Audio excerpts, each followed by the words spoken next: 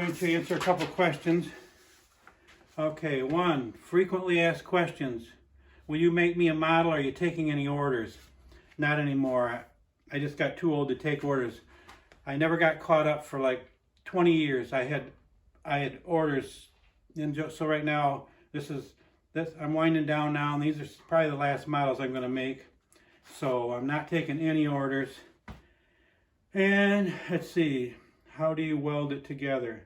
I just tack weld everything. The metal, the 18 gauge metal is so thin that you can't lay a bead. I mean, you can barely touch it, it burns a hole right through it. So you got to touch it a little bit on each side to get the metal thick enough to not to melt through.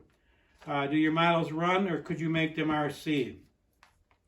They don't run, and yeah, you could make anything RC, but it'd have to be rebuilt a different way for the drive system. So everything on top would look similar if you could put the batteries and all that, the wiring down in the middle of the model, then it'd look fine. How much do the models weigh?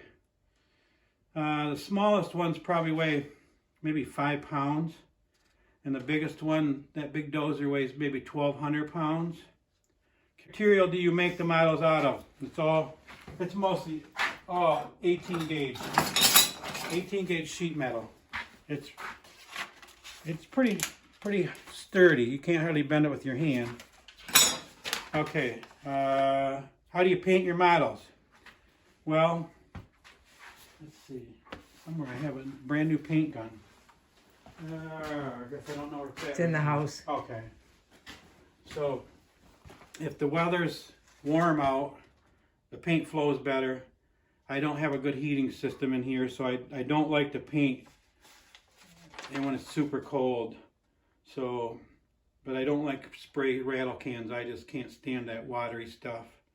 If you put too much on to try to get it to shine, it just, that thinner in there just eats it right away, right down to the primer, and and if you do get a perfect paint job, it's so thin, I don't even like it. I've tried it before, I don't even like it. How long have you been building models? I started in 1997. I think we went to the National Farm Toy Show in 98, right? And I took, I think, 20 of my hand-built models. And that was the first time we ever went to a toy show. It was awesome. Do everything yourself, or do you have helpers? I do 100% of everything myself, right from the beginning to cutting out the very first parts to everything. Everything I do. Let's see, how much do your models cost? Everybody wants to know, and they vary from different prices. When I first started making them, it was funny because Deb said, she said, how much are you going to get for that? And I said, I don't know. She said $50, and I said, how about $150? And so we went to the toy show, and she said, nobody's going to buy that for $150, you know. And she said, well, you should have put $50 on it. And so I think, the first time we went to a toy show to sell toys, we took like 15 or 20 little toys.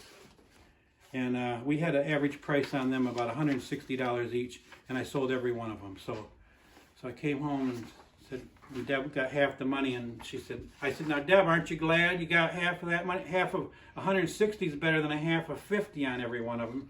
So she said, she gave me the thumbs up, and ever since then she's let me decide how much I sell them for. Okay, where do you get your plans and your blueprints?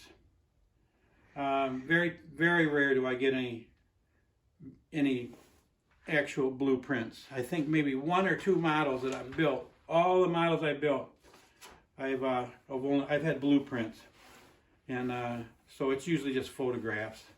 If I can get 20, 25 good detailed photographs, I can make the stuff look pretty close. How do you make your hydraulic cylinders?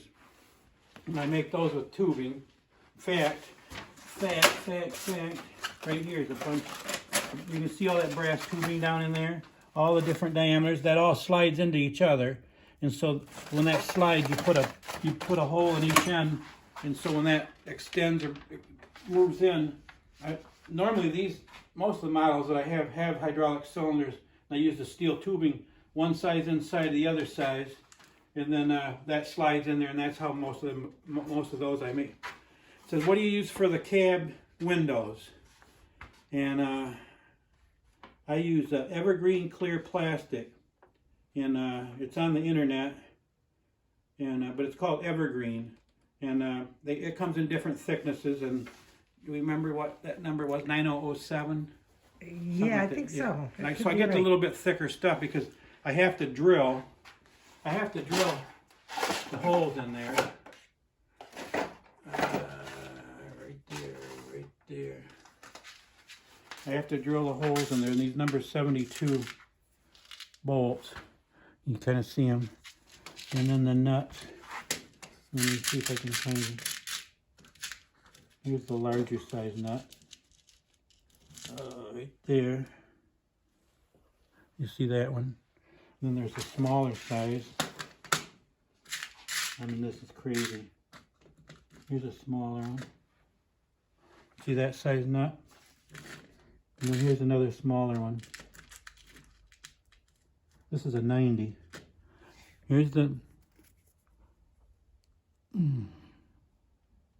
There, can you see those three different sizes?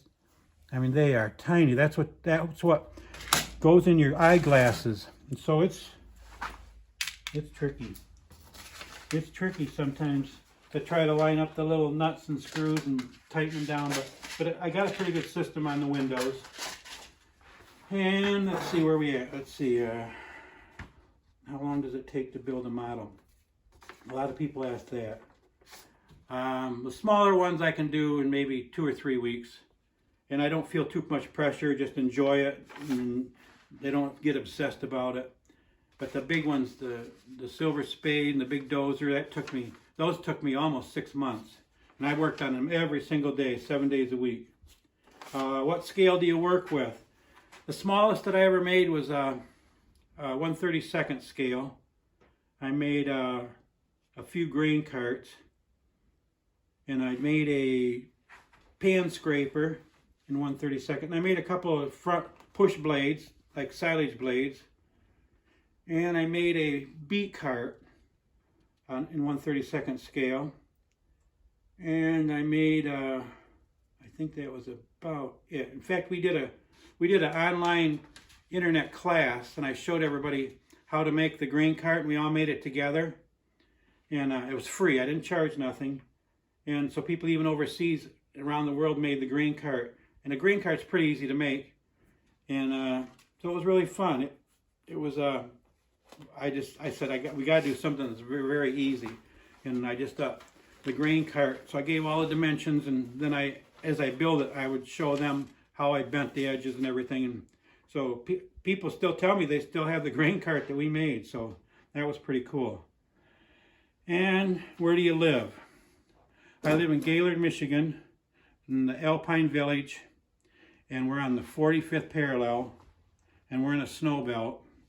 And we get a lot of snowmobilers and skiers up here. We live 45 minutes south of the Mackinac Bridge, and we live about an hour from Traverse City, about 40 minutes from Petoskey.